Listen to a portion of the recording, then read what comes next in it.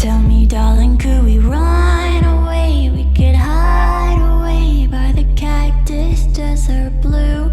I can see it just a mile away from this crowded place. All right, welcome back, guys, to our channel, Best Freaking Friends Forever. So this is episode 4, and today we're going to be talking about Glory Days of Toys. So we picked 4 toys that we're going to talk about today. So we're going to talk about the Furbies, the TY Beanie Babies, Tickle Me Elmo, and the Cabbage Patch dolls. So, but the first thing we're going to do is our little opener. We're going to talk about our icebreaker, which is what our favorite toy was as a kid.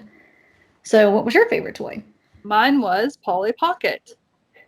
Ah. Yes, I love those. And I had like it was a little, some people might, it was like a little, like maybe oval type case. And I think it was purple. And it had like little levels that swung out, like the various levels of the house.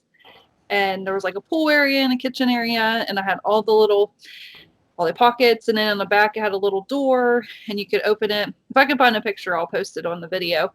And then I had the game. There is a Polly Pocket game, and I had that. My grandpa bought that for me for Christmas, I think, or birthday one year, and I have that, and all the pieces are missing, and you can get it on eBay. And I think one day I might own that game again because I liked it. Well, I noticed this, like I told you, like I feel like it's coming back because I feel like I've seen it in Walmart now, and I don't remember. I mean, I'm sure it's always been there, but I've not noticed it. Polly Pocket. Mm-hmm. Oh, yeah. So it's still pretty. I mean, I don't know. It's still pretty fun for kids. Yeah, AJ has a few of them. She always asks for a new set. They do have them, but there's just not a lot. Yeah. So I don't know if maybe if they weren't in. She has one that's like a little, it looks like a juice box, and it has the straw. So when you open it, the straw goes in and out, but it's connected to like a little car, like a little vehicle.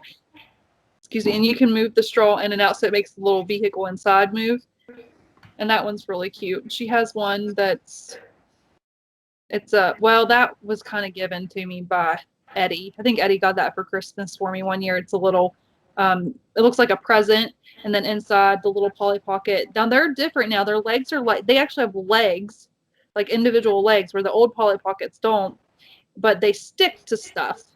And so you could stick her on the pond and then make her skate, like their little thing on the side, and make her skate. That's cool. And then I think the stuff that I found that is the most similar to the Polly Pocket I grew up with, Littlest Pet Shop had come out with a toy, and they have the little characters that look very similar to the old Polly Pocket, because Polly Pocket has changed now from when it was when we were kids. So that was my favorite. I just love those toys. So what was yours? I don't know. I found this difficult because I even asked my mom. I was like, Mom, what did I play with? Because nothing really like stuck out. Like, oh my gosh, I had to have that no matter what. Like this was my go-to. Nothing ever said. She's like, yeah, you really didn't have anything. She's like, you played school like all the time, and I remember that. Like I would go up to to the upstairs, and I would just play. Like I would bring home, like, you know how the teachers would give us our workbooks at the end of the school year. Yeah. And we'd get to take them home.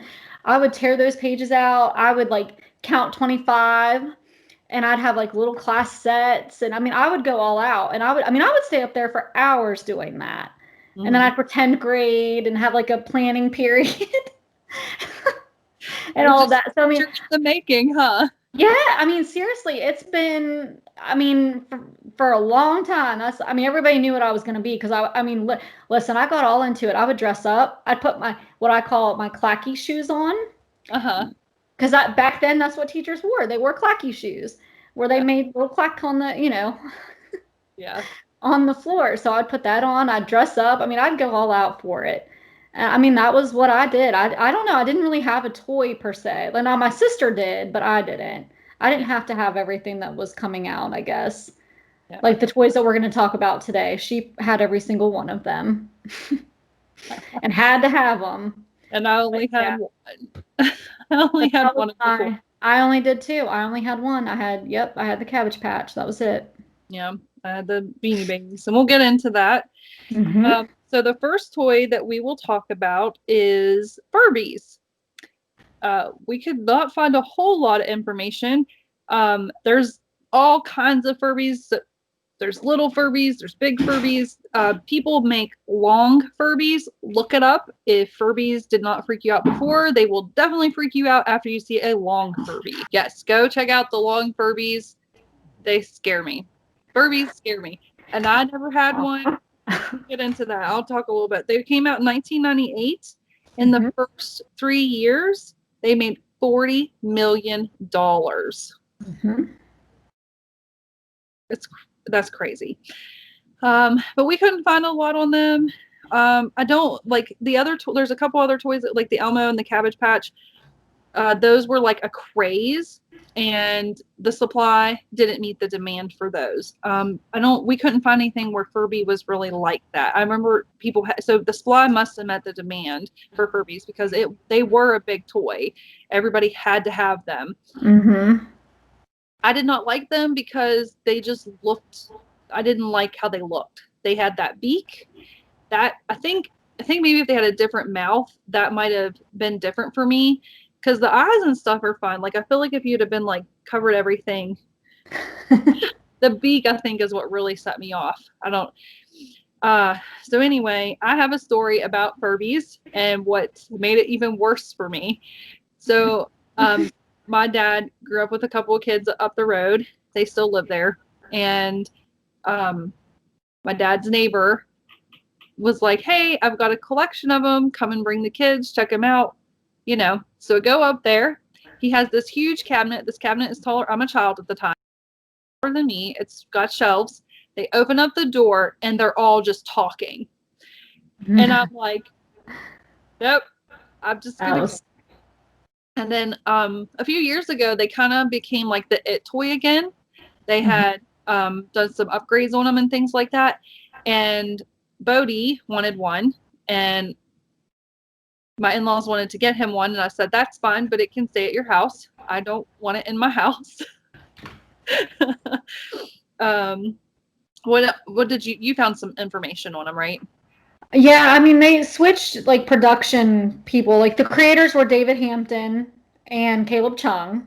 I thought it was interesting. They translated the Furby because I guess when the Furbies first started, like when you first get one and take it out of the package, it has like they call it a Furby language or Furbish. Furbish, yeah. I think and then it eventually starts. I guess after you talk to it and it starts hearing you and other things around your home or whatever, it will get English words. Like it'll say English words back to you. So I thought that was kind of interesting too.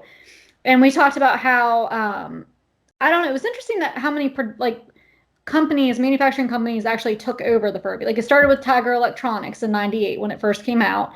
Then it went to Hasbro from 1998 to 2001. And then from 2005 to 2007 and 2012 to 2018, it was, and I guess Hasbro did those every once in a while because they had like a coming back where they were popular again. Yes. They made their first public appearance at the American International Toy Fair in 1998. And I thought it was interesting because they were supposed to be originally $35. That's how much for retail they sold. But like people would sell them on the black market, so to speak, or in newspapers for like $300 or more. And people would buy them. Like that's how it's like a popular whole these things were. Like it was, I mean, it's crazy. It's a whole community. And like there's videos on YouTube, like go check it out. There's videos like where people have taken them apart and like do the mechanics of them. And like I said, those long Furbies, people make those and they make them to look like different celebrities and stuff.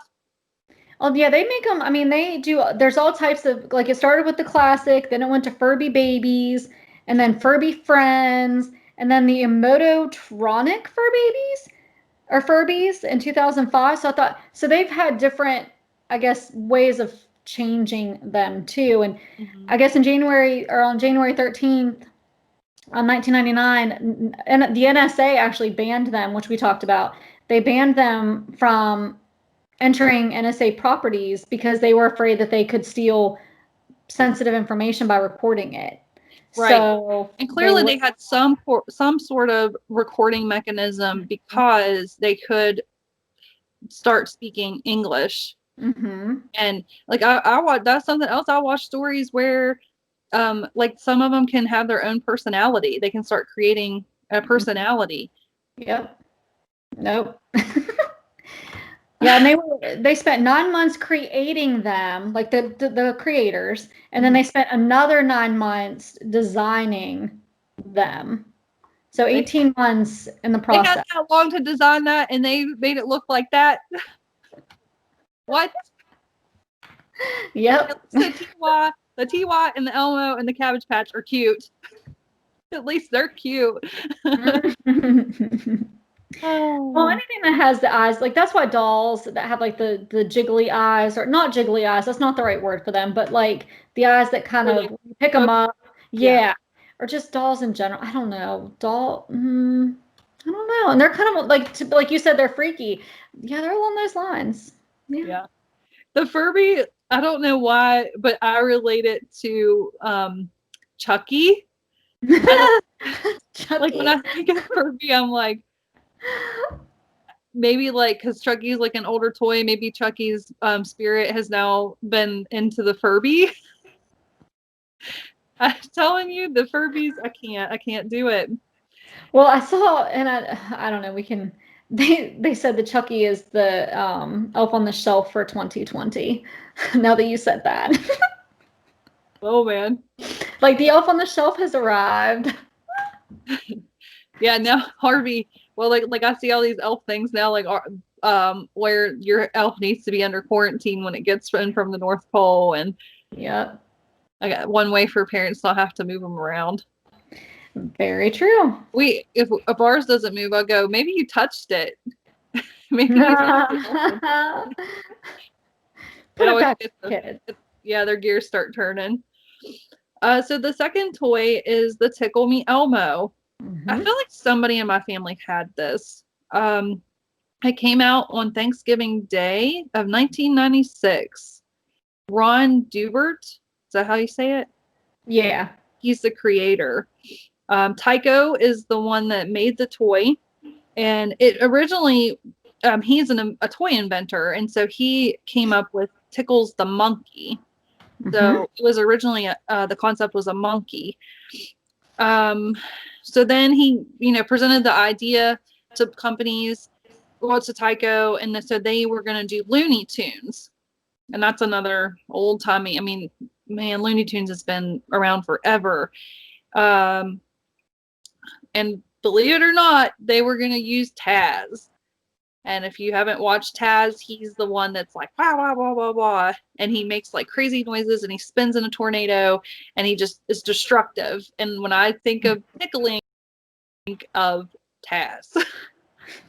And really don't think of any of the Looney Tunes because they're all kind of like have a more rougher side, I feel like, all of them. So then they came out and said Sesame Street was kind of dying off, and they thought, what can we do to bring it back?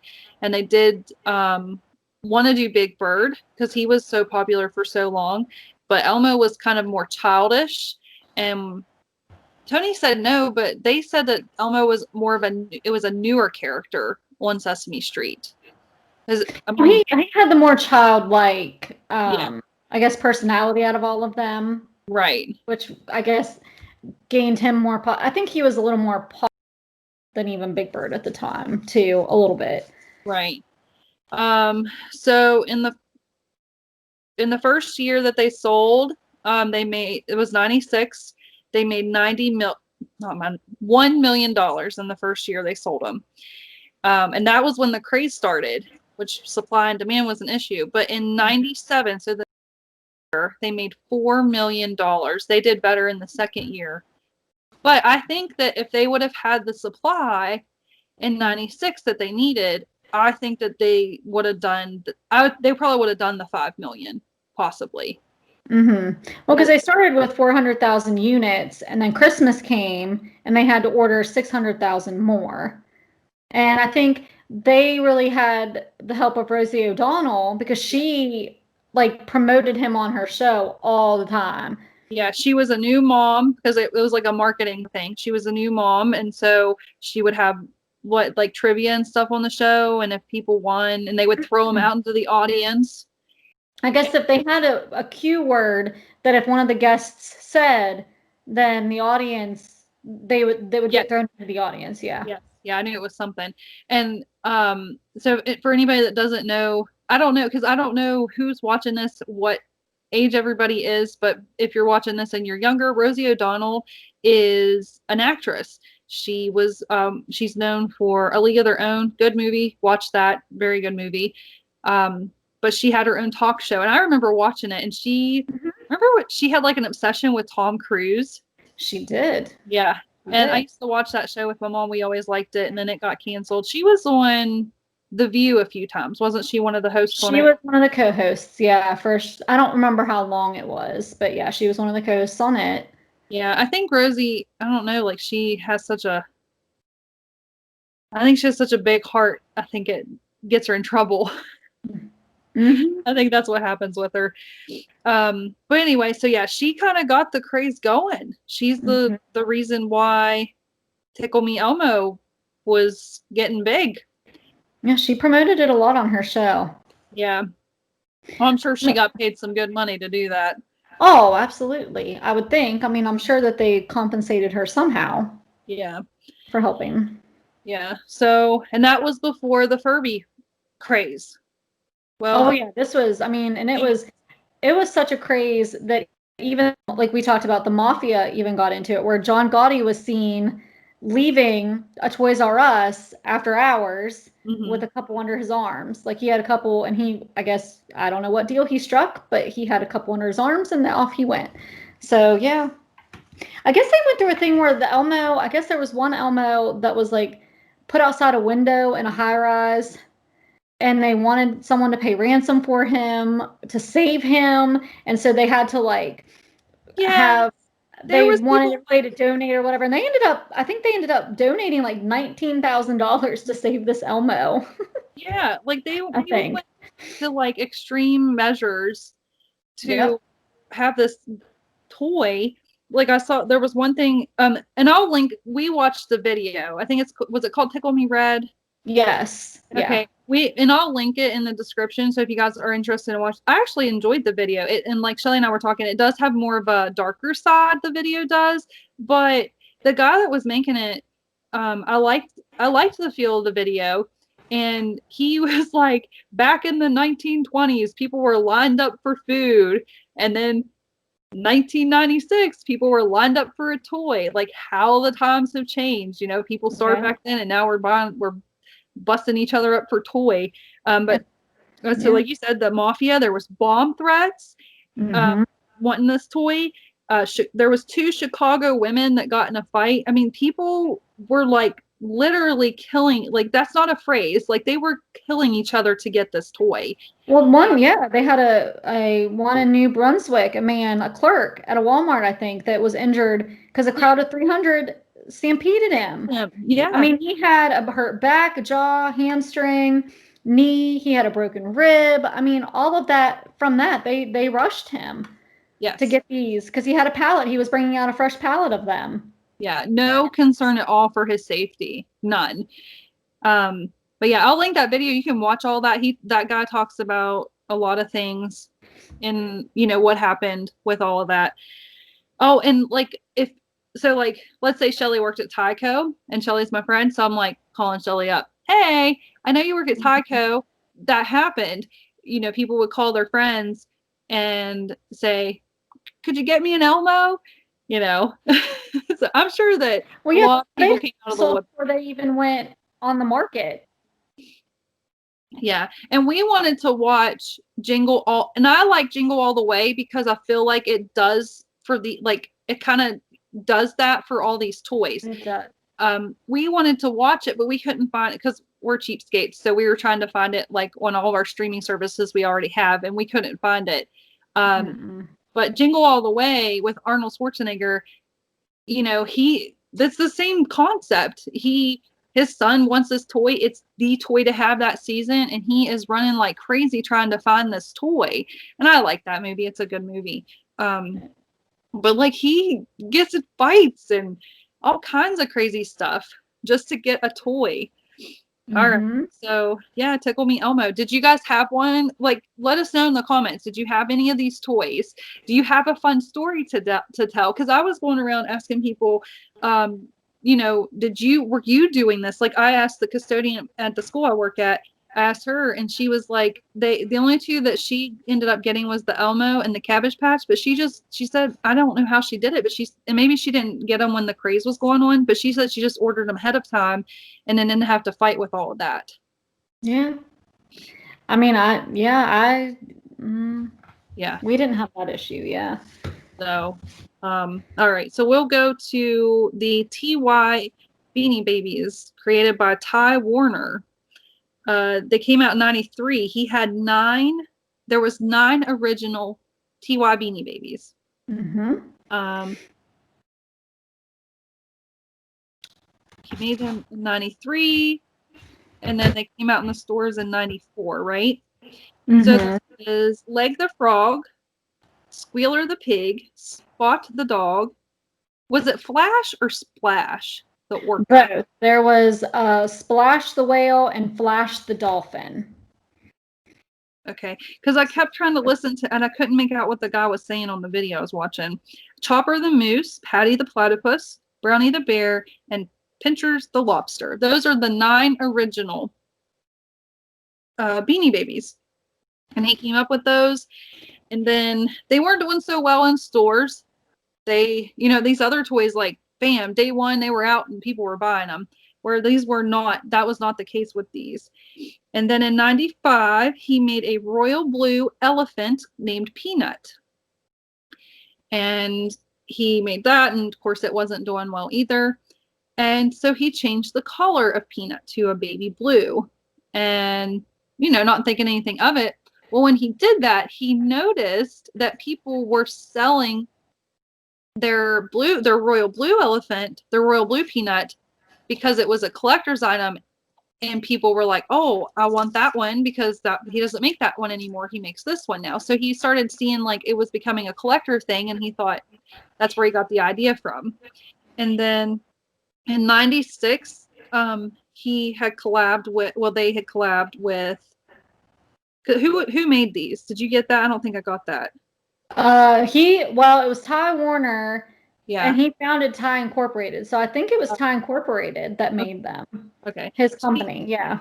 Yeah, so he collabed with McDonald's in 96. It was McDonald's 17th anniversary, and they made the teeny, right? The teeny babies. Yep. And I remember that. People were like, oh my gosh, go to McDonald's, get a toy.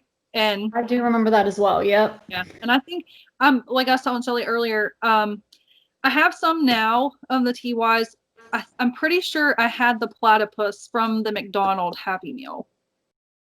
I'm pretty sure I had that one.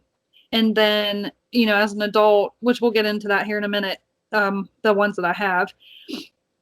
So in 97, Princess Diana died, and a lot of people know her.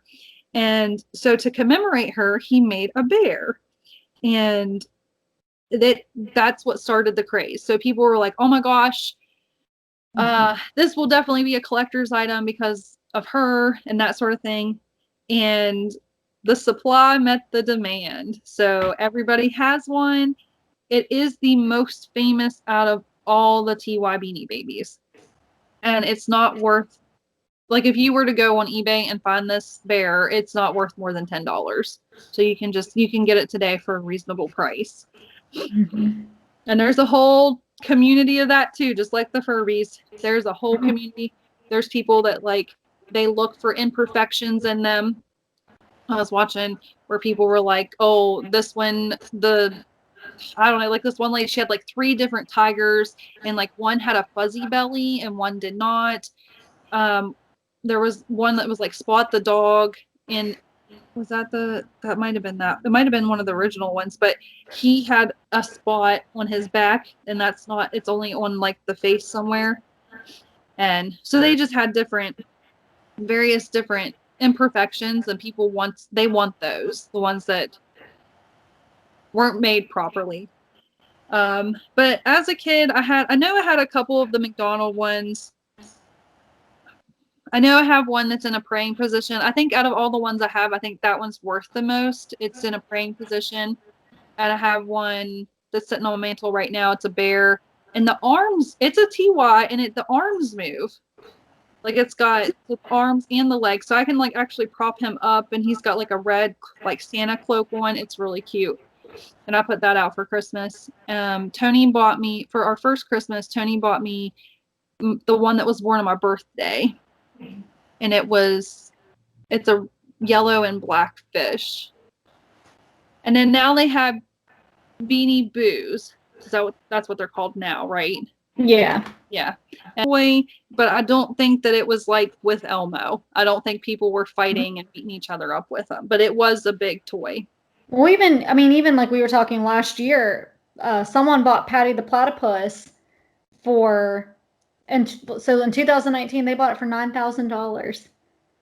So I guess collectors still, Yeah, they still want them.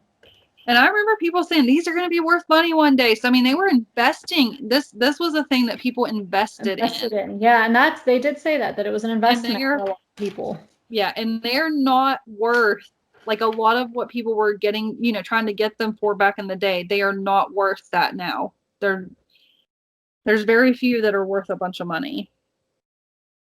Yeah. So you didn't have any though? I remember from the McDonald's I would, and mom back in the day would get us those for Christmas, but I never, like I said, I couldn't tell you where they are now. Yeah. AJ has, my daughter AJ, she has a couple. We bought her 2. We were somewhere and they just had them there. There was people that were selling stuff and we had them. I don't know. She wanted them. She was so excited to get them. I don't even know what they are. I couldn't even tell you what the names of them are or anything like that. I was gonna say, I can't. Yeah, I was gonna say, even the ones that I even had, I don't remember. But she has a couple. Yeah, she has a couple of the Beanie Boos. I know she's got a kitty. I want to get her really bad. They got big ones. They're real, real big. I've been wanting to get her one of those. I just haven't yet. But they even did. I mean, I know we have a Peppa Pig one. Like they came out with like cartoons. They have Ninja Turtles. Mm-hmm. They did that. So that's really smart too, to come out with all that kind of stuff, because if you have like a favorite cartoon, you can get your little Beanie Baby in your favorite character. I'm trying to, all kinds of different characters like that. I think she has some, now that I keep thinking about it, she has some Paw Patrol ones even.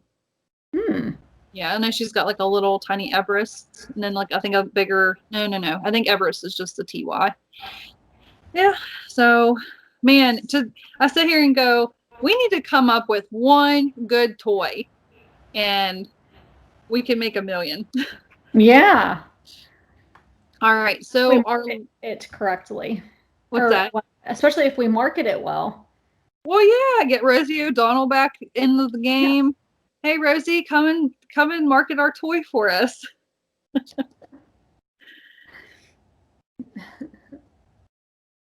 Let me see. Okay. So the Beanie Babies, he was in 99, he was like, he said this is, but I think this was a marketing thing too. In 99, Ty Warner was like, in 99, it's going to be the last day of the year, which is December 31st. I'm going to discontinue. And then in 2000, that man brought back the beginning bear. So people were like, oh, they're going to be done making them. And he brought a bear back, and it's called the beginning bear, and it's got stars on it. Oh, man. But I think that was just another way to market it. Like, oh, we're going to be done. Nope. But, like, at least wait a couple years. Like if you're going to, because, football players and stuff like that will do it, like, or basketball players. How many times did Michael Jordan retire? Isn't he known for that? Well, and Brett Favre too. I think he a couple times. Well, I mean, you miss it. I mean, even nowadays, you look at Tom Brady. I think he didn't last very long in retirement before he came out again. Yeah. So it just depends. Yeah, WWE wrestlers, the wrestlers will do that. Yeah. Yeah, but that wears and tears on their body. Oh yeah. Yeah. All right. So then we have the Cabbage Patch Kid. And Xavier Roberts, let's talk about him for a minute. So he comes out with this toy and he's like, yeah, I got, make these dolls and this and this. No. Let's rewind. Back in the 70s, a lady named Martha Nelson made the Cabbage Patch dolls. She came up with the whole concept, having their own personality, giving them a name, giving them a birth certificate. Mm-hmm. She actually would make these dolls. She made them by hand. These were her artwork. That was her art. And this is going on today still. People have created things and then have an original idea, and somebody goes behind them and takes their idea and markets it and sells it, for their own. And in this case, it did happen. So Martha made these. She loved what she did, through the years. She even made one that looked like her and her husband, which I thought was really cute. But yeah, and she even made them to look like her kids. Her kids did artwork, and she would make her kids artwork. She would make, stuff that looked like her kids' artwork. So this woman was an artist. This was her life work. So she made these dolls. She came up with the concept of adopting. She would birth them and then she would adopt them out to children. And she liked bringing that joy to kids. Oh, yeah. And so this Xavier Roberts came along and he, saw that she had these and he bought them off of her. And I don't know how many, and he took them to his store and he marked them up like 3 times, marked up the price of them and was selling them. She heard about it somehow and she went and checked it out and she got them back and was like, no, that's not what these are for. These are not for mass produce or to make money off of. Like, I make these, then they're special to me. Yeah, she was big against that. They said that numerous times in that movie where it was nothing. She did not want it to be mass produced. Yeah. That was not what they were meant for. And we watched a video and I'll link that one too. It's a really good one. Watch it. I really enjoyed it. Because her husband's in it, and she actually in 2013. Mm-hmm. So just in what 7 years? 7 years, yeah. So, but her husband's still living, and so she, so Xavier Roberts, he told her, he said, "I'll do this with or without your permission. I will sell these dolls." And he sure did. He took the whole concept and ran with it. And he went and I don't even remember the company's name now. And it was another toy that went through a lot of companies. It went through Coleco, Hasbro, Mattel, Toys R Us, Play Along, Jack's Practice, and Wicked Cool Toys. So, it went through a lot of different places, too, that manufactured it. Mm-hmm. Okay, so he did that, and then they came out in 83, and it was crazy. Mm-hmm. And I saw one story where this is weird to me. So like they would go, like parents could go into the store, get a coupon for the doll. So they had they had as many coupons as they did dolls. They would hand out that coupon and then they would ask for them to go behind the store and they would hand it to them out the back door. I don't know why they did all that. I watched another one where a lady actually worked in a store when they were big and they didn't know it. That's her store. I don't know about other stores, but she said that corporate had called and said, "Hey, set up this little display for these dolls and, put them up for sale." And they said, "Okay, no big deal. Gonna sell this toy like they always do." Well, the next thing they know, there's a line starting out the door and it's going all the way around. So they send the security guard out to check it out. He goes and he asks, what are you guys wanting?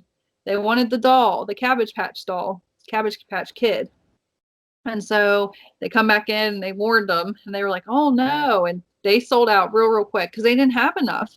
There was so that was one where people were fighting for them and they had them in boys and girls. He made a lot of money off of it.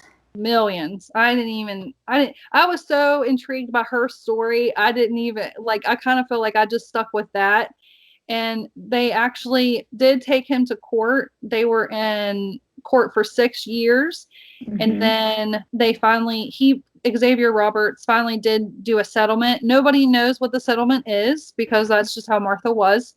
She was just a good woman. And so they settled. I think he was just tired of the situation. He just wanted it gone. That's why he kind of settled. But she did tell her lawyers that she had enough for her kids to go to college. She did say that. Yeah. I'd say she had a nice little nest egg, too, to continue her art.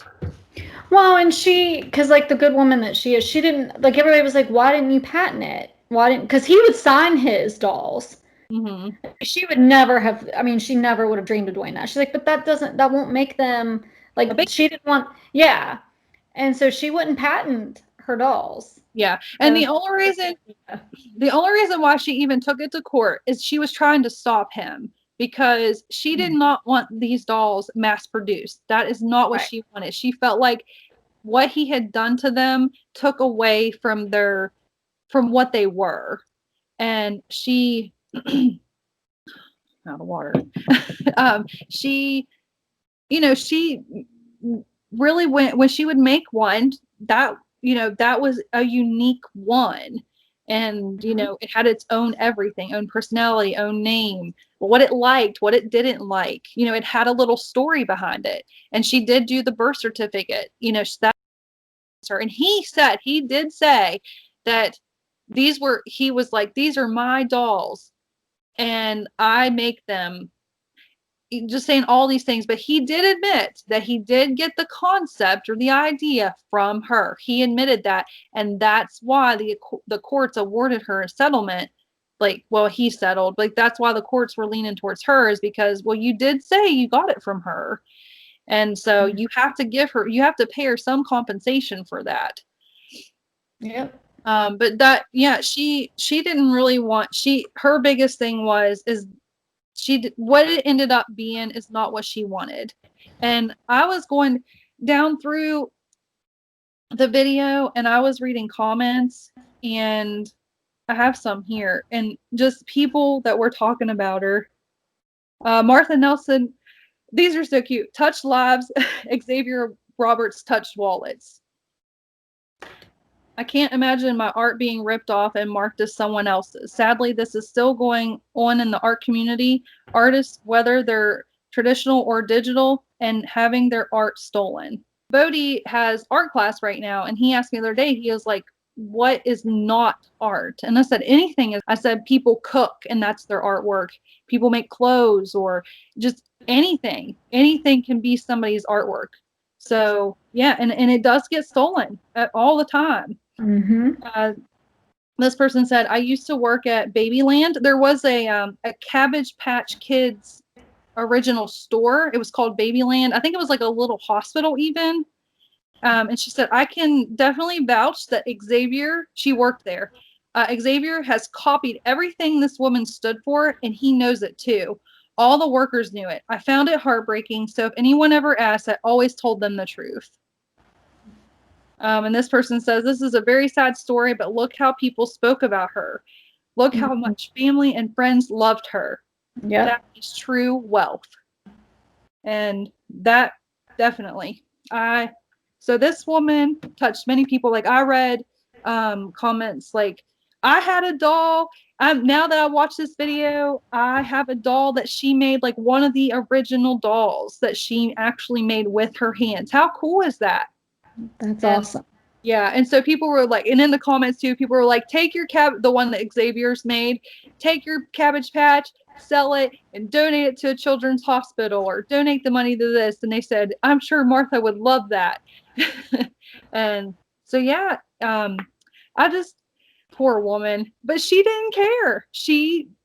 It did not, yes, she was upset because, what he did.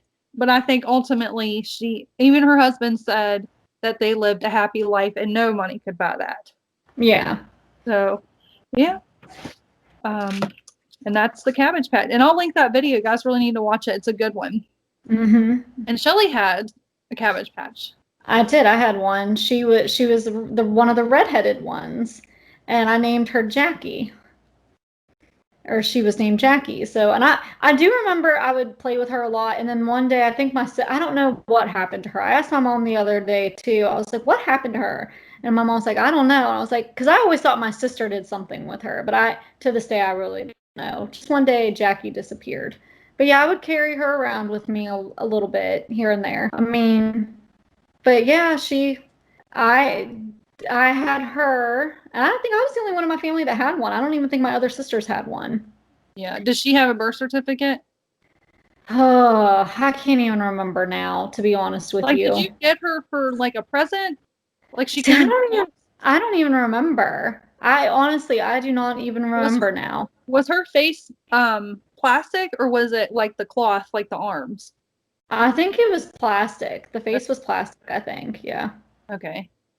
Yeah, but there's collectors of those too. The Cabbage Mhm. Patch. There's people that, and they had all kinds of Cabbage Patch. I think mom and dad might have like a little Cabbage Patch pail lunchbox thing. I think we might have Oh something. yeah, they did that kind of stuff too. I forgot about that. Yeah, they did that kind of stuff. Pretty much anything that you could think of, they would add to that. Yeah. The accessories. Yep. So that's it. So let us know for sure if you had one of these toys.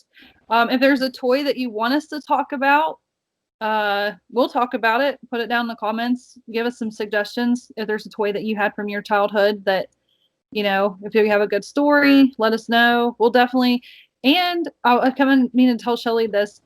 We can do a shout out if you're the first commenter, we will shout you out on one of our videos. Hmm. But we're right now, the way it's working, we're filming we release 2 videos a week. We do Tuesdays and Fridays, and they're out by 6 a.m. and you can watch them all day long and thereafter. But with our schedules, we find it that we can record on Saturday mornings and we do 2 back to back. So you might see a little bit, like we might be talking about something today, and whenever it releases, something might have changed. But yeah, if you comment something, we'll definitely shout you out. Shout out. So we want to thank you all for liking our video and subscribing and commenting. We really appreciate all the views. We're going strong. We appreciate you all. And Hmm. come back for more. If you want us to talk about something, let us know. But until next time, that's it in a nutshell.